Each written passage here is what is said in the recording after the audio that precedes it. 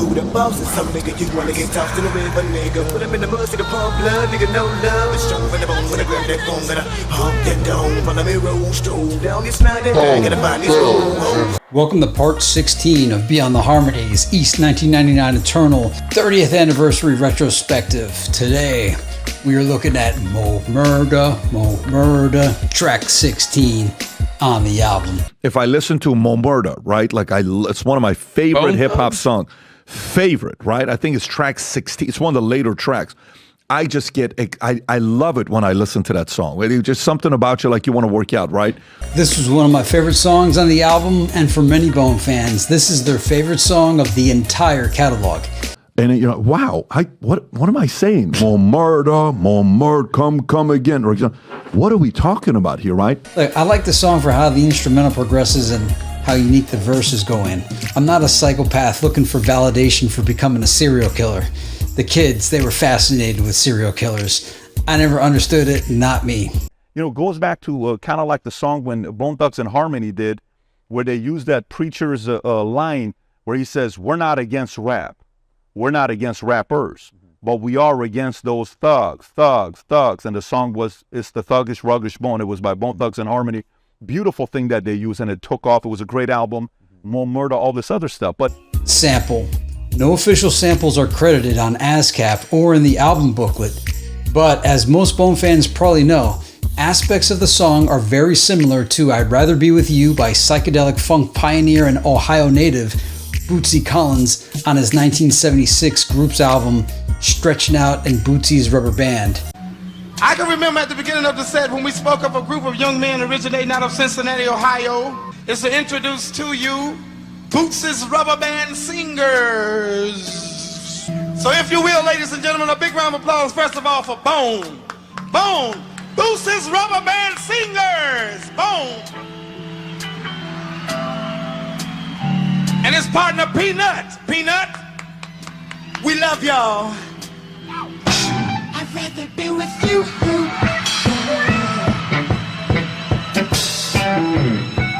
Yeah, I'd rather be with you.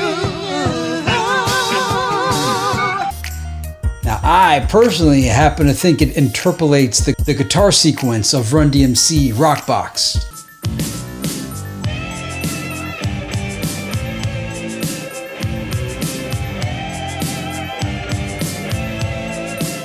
Here's a link to a live video in the uploads on Halloween 1976 with them introducing backup singer Bone. Bootsy and the band appears to be all from Cincinnati, Ohio. Mo Murda Around the World. Mo Murda Around the World of Hip Hop, predating Bone's iconic use of the phrase. Spice One on Face of a Desperate Man from the America's Nightmare album released November 22nd, 1994. Now it's Mo Murda to Make Mail. Dr. Dre on the NWA song The Days of Way Back, chanting Mo Murda from the Ethel Verzagen album, released May 28th, 1991. This is the earliest example we can find of a rapper chanting Mo Murda. 3 songs that mention Mo Murda before Bone Thugs and Harmony mentioned Mo Murda. 1. NWA's The Days of Way Back. Yo, to get your shit back ain't the word. Moffitt's Mo Murda. 2. DRS, Sickness. Red rum, Mo Murda. Used to have a fine bitch till I had to hurt her. 3. Spice One, Face of a Desperate Man. Hell in a cell, but I still drinks red rum to make mail. Cause gave me hell in a cell, but now it's Mo Murda to make mail. So if you love Mo Murda as much as the next Bone fan, you now have 3 new songs to add to the Mo Murda universe. Can you find anyone earlier? Who ghost wrote Dre's verse? DRS, Sickness, from the album Gangsta Lean, released October 25th, 1993. Busy has gone on record as saying DRS's Gangsta Lean song influenced the making of the CROSSROADS. Remember Gangsta Lean? Yeah. You remember that song Gangsta Lean? My homies. We had the topic. And they used to kind of be around Eazy-E's era. Yeah. And what we did with it was phenomenal, because we put out a different version, and then when E passed and so on and so forth, Crazy Bone get back in the studio with the remix, and Unique put it down, right? He get back in the studio with the remix and made this one, and it took the record from 2-3 million and took it to like 7, 8, 9. Single, no, but it should have been. Producer, Bone, DJ Unique, and Tony C. Recorded at Trax Recording Studio in Hollywood, California. Mixed at Studio Cap Productions by Aaron Connor, with additional engineering from Eric Norquist. Differences in any of the versions. On the clean vinyl, Wish's verse has noticeably different audio. Can't get away from my shotgun. Leaving them bodies covered up, bump to the ground. Better leave it alone. Wicked wanna die when fucking weird. Most thug wicked we kill like this. Now you wanna catch some bang bang. Wicked wanna die when I live in a tank. You guys can probably tell better than I, but I keep going back and forth on whether or not it's the same take, just with missing layers, as if one or two of the tracks were accidentally muted or left off during his verse only, or if it's an alternate take that he redid, or they went on to use it for the retail version. As far as I can tell, it's the only alternate take or verse on the fucking clean version, which led me to still try to rule out the other possibility. The clean CD, same as the vinyl. The edited clean version. Interestingly, the retail clean or edited versions of the album do not contain Mo Murda or Shots to the Double Glock. The album simply ends with Mr. Ouija 2.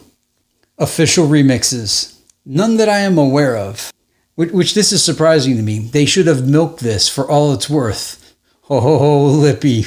Just you wait. Crazy Bone, Lazy Bone, and Busy Bone make well use of Mo Murda in the future. Hidden audio cool finds. Crazy Bone's verse contains a death row diss when he says, "Gotta find these rojos." Dr. Dre was chanting Mo Murda at Audio Achievement Studio, the same studio Bone recorded Creepin' on a Come Up for the May 1991 NWA release, just 2 years prior to Bone recording in the same studio when linking up with Eazy-E, who was also in NWA, in fall of 1993. Where was the origin of Mo Murda? The chorus Unmasked predominantly sounds like Crazy Bone, even at the end with the alternate Bloody Murder line added.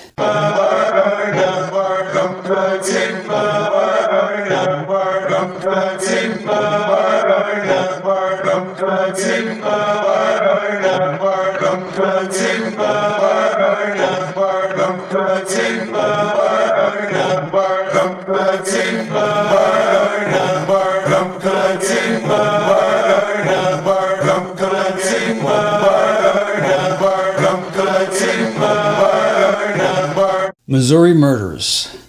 The Beyond the Harmony article from MTV News about it. Bone Thugs and Harmony track admitted, as evidence in killer's sentencing. Court unanimously found it relevant to play Mo Murda during sentencing in order to provide jurors with insight into killer's mindset, by MTV News staff. December 20, 2002. After 2 months of contest, the Missouri Supreme Court upheld prosecutors' decision to admit the Bone Thugs and Harmony song Mo Murda as evidence in the sentencing of a convicted killer. The 7-member court unanimously found it relevant to play the rap song from Bone Thugs' 1995 album, E.1999 Eternal, in order to provide jurors with insight into Michael Tisius' mindset when he murdered 2 Randolph County jailers. The Missouri Attorney General's office first submitted the rap song as evidence during the penalty phase of Tisius's trial in October. Tisius had already been convicted of the murders and was awaiting a sentence that included a possible death penalty. Deborah Wafer, the public defender representing the convicted murderer, initially contested the use of the Bone Thugs track as evidence, saying prosecutors failed to show a connection between the lyrics of Mo Murda and the murders themselves. In court briefs, Wafer stated that Tisius did not deserve the death penalty simply because rap music is widely viewed as connected to gang violence and illegal activities. She also contended that using a rap song to connect a person to murder was like using a violent play by Shakespeare for the same purpose. Bone Thugs and Harmony's Busy Bone seemed to agree with this argument. You can take anything pretty much out of context Busy said. If he drank a fifth of Jim Beam, would it have been Jim Beam's fault? I wrote that song after I watched the news, so how deep does the rabbit hole go? How far do you take the blame game? I'm not the one. The prosecutor isn't the one. The judge, the defender, aren't the ones who were in that man's head when he murdered those people.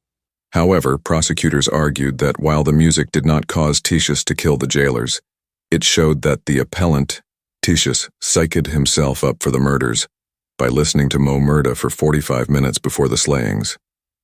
These facts were relevant to show his state of mind, argued Assistant Attorney General John Morris. He was listening and repeatedly listening to a piece of music that had very violent overtones. The Missouri Supreme Court agreed. They can use it for whatever they're going to use it for, Busybone said. Because it's ultimately the Lord who's got what's in store for this man if he committed murder. If you're man enough to take another person's life, you should be man enough to be accountable for your own actions. What song will you listen to now to get you through this situation? Bone Thugs are far from the first artists to have their lyrics wind up in the courtroom. The Beatles' song Helter Skelter became a notorious part of the 1969 trial of Charles Manson. In subsequent years, music by Slayer, Judas Priest, and Ozzy Osbourne became the linchpin in a series of high-profile wrongful death suits. All three acts were cleared of liability. And in 1993, a 19-year-old Texas man tried to dodge the death penalty by blaming the lyrics of Tupac Shakur and the Ghetto Boys for causing him shoot and kill a state trooper. He was ultimately given the death sentence. There are a lot of things he could have listened to on any of our 8 albums, Busy said. Maybe those would have swayed him in a different direction. Mo Murda was entered into the Missouri Supreme Court records when in 1999 an 18-year-old Michael Tisius was serving 30 days for pawning a rented stereo. While in jail, he met another inmate and plotted to break him out Down 71 style once he served his sentence. In June 2000, together with the inmate's girlfriend, they cruised the Missouri countryside listening to a cassette tape of E.1999 Eternal, rewinding the song Mo Murda for at least 45 minutes straight to psych himself up for the murders before he goes down in a blaze of glory. The Down 71 attempt was botched, with Michael sentenced to death and executed on June 6, 2023. Interestingly, the song ends in electrocution sound effects, suffering the same fate Michael would face on death row for the failed Down 71 attempt. The inmate's girlfriend described the song in court, stating Bones' words pour out quickly, stating she had no idea what the song was about despite hearing it on repeat for so long. Eerie. Busy's response might be one of the best things I've heard when it comes to controversial music, movies, or video games blamed for crimes. Here is a Hip Hop DX article referencing it here. Censoring Bone Thugs-n-Harmony from December 24, 2002. In another attempt by the courts to censor rap music and blame the lyrics on senseless crimes, Bone Thugs-n-Harmony is now at the front of the courtroom, literally. During the sentencing of convicted killer Michael Tisius, prosecutors fought to have the song Mo Murda from Bone Thugs' 1995 album E.1999 Eternal into evidence as what provoked Mr. Tisius to kill 2 inmates. Although Mr. Tisius was already convicted of committing a previous murder, prosecutors feel that the music helped psych him up since he listened to the song repeatedly before he committed the second crime. Mysteries. There is an online rumor that has existed since the 90s that a music video was filmed, or at least exists in some form, for the song Mo Murda. I can't find any evidence supporting this. Does anyone know where it originated from? See the R.L. Stine Fear Street, which we will be covering soon in this video, the Michael Tisius murders, which we just covered, and Mo Murda being entered into the Missouri Supreme Court video that we previously watched. ASCAP. Flesh is not listed. Did he record a verse? Lyrics. See Crazy from previous section. Mo Murda, come again. Mo Murda, Mo Murda, Mo Murda. Busy's verse has a pandemonium in my mind moment. Wanna love with a murder man, a murder gang, the same with a bang, bang, bang. Cameras is the bump you now, back on the ball off St. Clair things. With a murder ball, oh no, how when the thuckster. Stop 40 step when that's a popo. Stop them, drop them, no, those till they go cold. Left froze, you know, nigga, we can't be bluffing, we're banging, saying. When I put one to your temple, more money than blow out your brain. Did AI reveal anything? Nothing to report. Strange coincidences between Mo Murda, Netflix's Fear Street, 1666, and the Missouri murders. The song was submitted as evidence in the trial of Michael Tisius, who in 1999, at the age of 18, was serving a 30-day county jail sentence in Huntsville, Missouri, for the misdemeanor offense of pawning a rented stereo system. While incarcerated, he met an inmate, Roy Vance, who was serving up to 50 years in prison and had convinced the young Michael Tisius to come back and help him escape from jail. Michael and Roy's girlfriend on the outside would go on to visit Roy over the next several months leading up to the attempted jailbreak. What other Bones song from this album does this sound like? Down 71?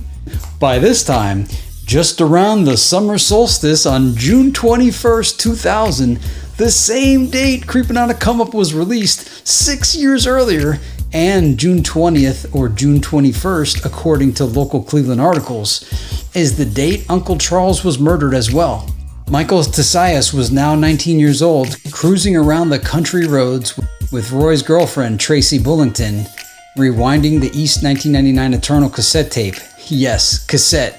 Listening to Mo Murda on repeat for 45 minutes straight as they prepared to get Vance out of jail. Michael allegedly told Tracy he was going to go out in a blaze of glory, which would later also be the name of Flesh and Bones' first solo album in 2011 after he himself was released from a 10-year prison sentence.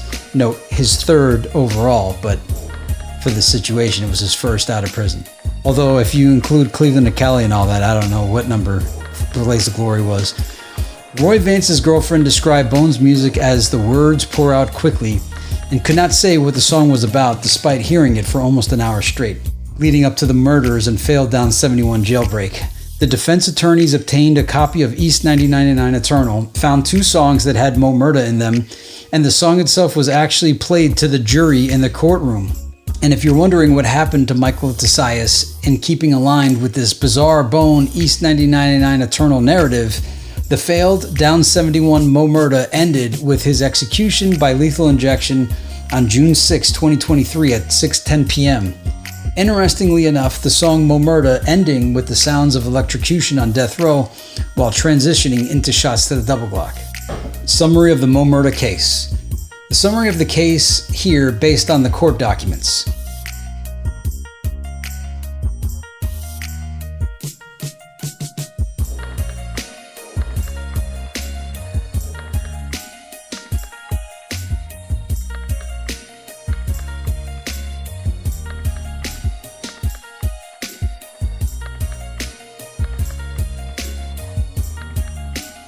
Actual court case documents here.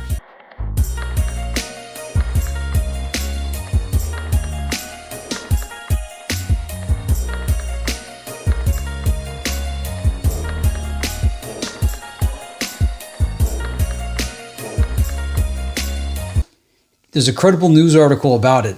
Missouri man executed for killing 2 jailers during failed bid to help inmate escape in 2000. By Jim Salter, published June 6, 2023. Bonne Terre, Missouri. AP. A Missouri man who shot and killed 2 jailers nearly 23 years ago during a failed bid to help an acquaintance escape from a rural jail was executed Tuesday evening. Michael Tisius, 42, received a lethal injection of pentobarbital at the state prison in Bonne Terre and was pronounced dead at 6:10 p.m., authorities said. He was convicted of the June 22, 2000 killings of Leon Egley and Jason Acton at the small Randolph County Jail. Tisius breathed hard a few times as the drug was administered, then fell silent. His spiritual advisor, Melissa Potts Bowers, was in the room with him. Because the execution chamber is surrounded by soundproof glass, it's not known what they were saying to each other. In a final written statement, Tisius said he tried hard to become a better man, and he expressed remorse for his crimes. "I am sorry," he wrote, "and not because I am at the end, but because I truly am sorry." Tisius's lawyers had urged the U.S. Supreme Court to block the execution, alleging in appeals that a juror at a sentencing hearing was illiterate, in violation of Missouri law. The court rejected that motion Tuesday afternoon. The Supreme Court previously turned aside another argument that Tisius should be spared because he was just 19 at the time of the killings. A 2005 Supreme Court ruling bars executions of those under 18 when their crime occurred, but attorneys for Tisius had argued that even at 19, when the killings occurred, Tisius should have had his sentence commuted to life in prison without parole. Advocates for Tisius had said he was largely neglected as a child and was homeless by his early teens. His path to the death chamber began in 1999 when, as an 18-year-old, he was jailed on a misdemeanor charge of pawning a rented stereo system. In June 2000, Tisius was housed on that charge at the same county jail in Huntsville with inmate Roy Vance. Tisius was about to be released, and court records show the men discussed a plan in which Tisius, once he was out, would help Vance escape. Just after midnight on June 22, 2000, Tisius went to the jail accompanied by Vance's girlfriend, Tracy Bullington. They told Egley and Acton that they were there to deliver cigarettes to Vance. The jailers didn't know that Tisius had a pistol. At trial, Bullington testified that she looked up and saw Tisius with the gun drawn, then watched as he shot and killed Acton. When Egley approached, Tisius shot him too. Both officers were unarmed. Tisius found keys at the dispatch area and tried to open Vance's cell, but couldn't. When Egley grabbed Bullington's leg, Tisius shot him several more times. Tisius and Bullington fled, but their car broke down later that day in Kansas. They were arrested in Wathena, Kansas, about 130 miles, 210 kilometers, west of Huntsville. Tisius confessed to the crimes. Sid Conklin, now presiding commissioner of Randolph County, was a Missouri State Highway Patrol officer who investigated the killings in 2000. Conklin said the deaths of the two young jailers, both in their 30s, still haunt the community. "I hope this brings closure for all citizens of Randolph County," said Conklin, who witnessed the execution. Another now retired Highway Patrol investigator, Randy King, described the jailers as good, everyday people trying to make a living. "I pray for the guys, Tisius, Soul, but it's been 23 years and it's time for justice to be served," King said. He also witnessed the execution. Bullington and Vance are serving life sentences on murder convictions. Defense attorneys have argued that the killings were not premeditated. Tisius, they said, intended to order the jailers into a holding cell and free Vance and other inmates. Tisius's defense team issued a video last week in which Vance said he planned the escape attempt and manipulated Tisius into participating. A statement from Tisius's legal team questioned the value of the death penalty. "We teach our preschoolers that two wrongs don't make a right. Today we watch our adults casually dismiss such eternal guidance," the statement read, in part. The execution was the 12th in the U.S. this year, and the 3rd in Missouri. Only Texas, with 4, has executed more people than Missouri this year. Amber McLaughlin, 49, who killed a woman and dumped the body near the Mississippi River in St. Louis, was put to death in January. The execution was believed to be the first of a transgender woman in the U.S. Raheem Taylor, 58, was executed in February for killing his live-in girlfriend and her 3 children in 2004 in St. Louis County. Another Missouri execution is scheduled for August. 1. Johnny Johnson was convicted of sexually assaulting and killing a 6-year-old girl in St. Louis County in 2002. Netflix. This may contain spoilers. Lippy, if you post this, consider mentioning to the audience a spoiler warning in advance. Disclaimer. I don't think any of this was intentional, but there's something dark and strange about this all. Esoteric notes. Mo Murda has become a staple in the Bone Thugs catalog and has been sampled or referenced by many other rappers since 1995. The chorus was featured in the 2021 Netflix movie based on R.L. Stine's Fear Street trilogy known as Part 3, 1666.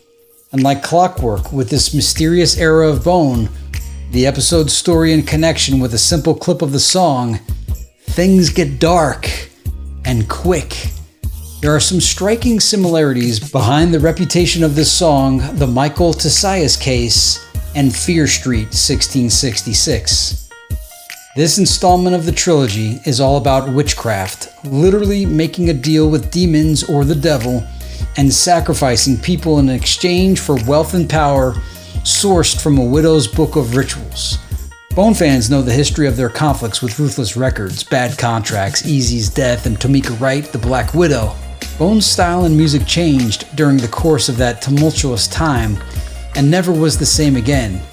These are the kind of overtones that have followed Bone's careers, given the people Bone have lost close to them, their mega hit The Crossroads, and the fate of their biggest music collabs during their peak, all dying. It's a joke in the Bone community when interviewers ask them the same questions we've heard for decades. Gee, what was it like working with Tupac, Eazy-E, and the Notorious B.I.G.? Have you ever stopped to wonder the craziness that the biggest names Bone has worked with died shortly after, during that time period?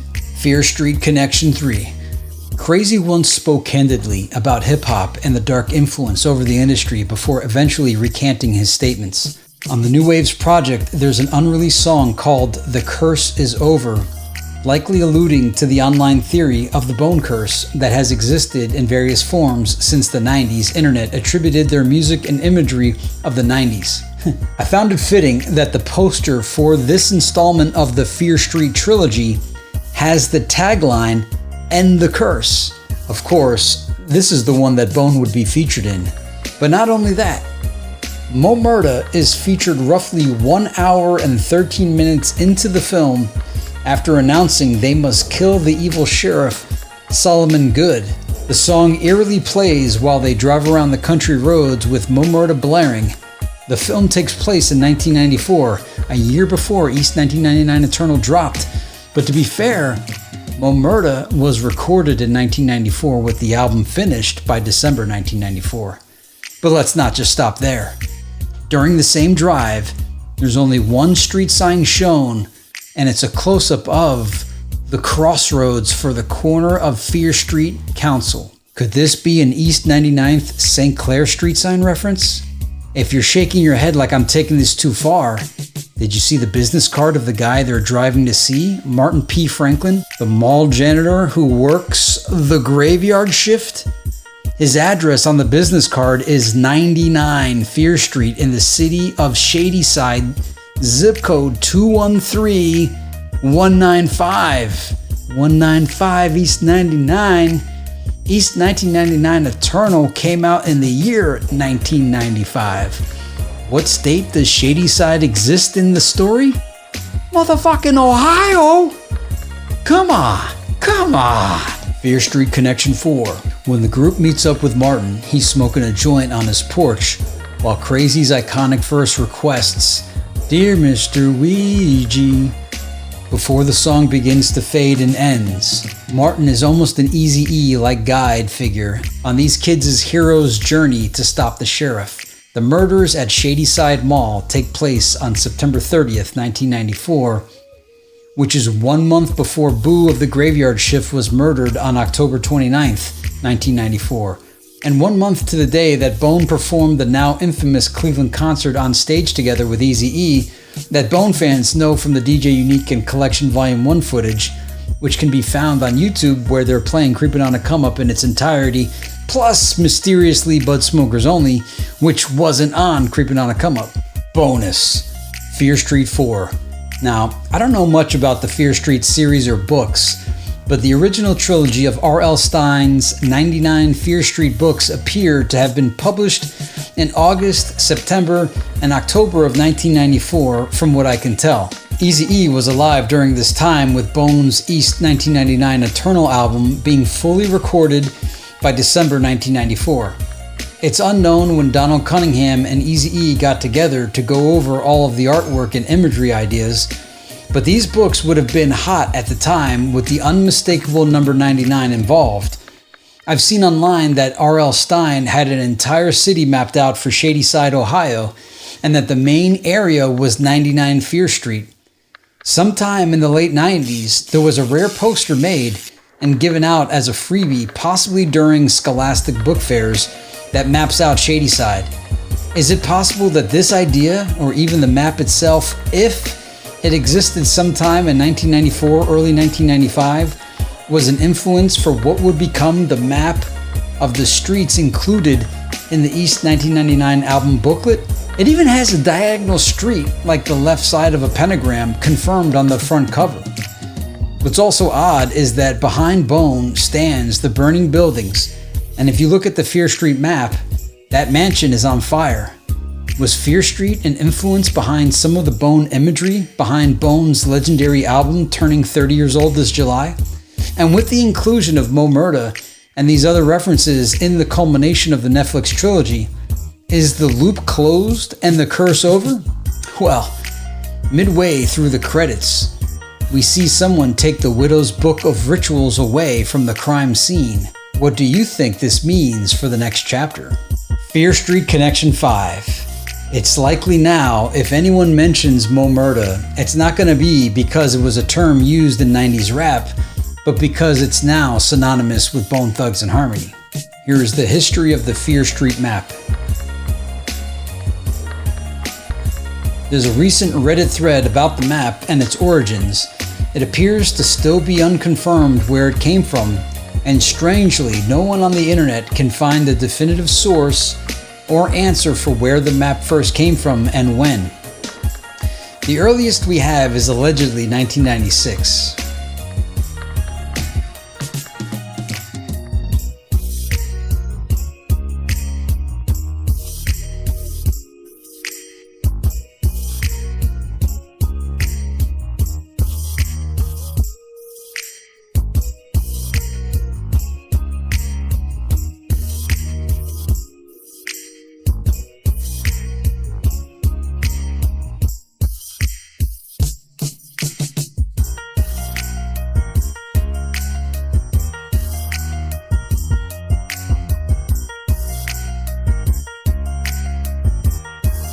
Certain decisions in life you make will positively impact your life. Drop in music that has certain language in it, because I think words have power, will do good for you. And also drop in alcohol, drugs that manipulate the decision-making process. I think it's also a good decision for you to make as well. Legal poison. And Tony, one of my friends, Tony Baker, would be like, when you tell people in public, you're like, no, I don't drink. They're like, what? When people are like, what do you mean you don't drink poison? You don't want poison? Like it's a hilarious bit. It's like they want you to be drinking this poison, and it's the best decision I made. Beyond the harmony for the fans we celebrate.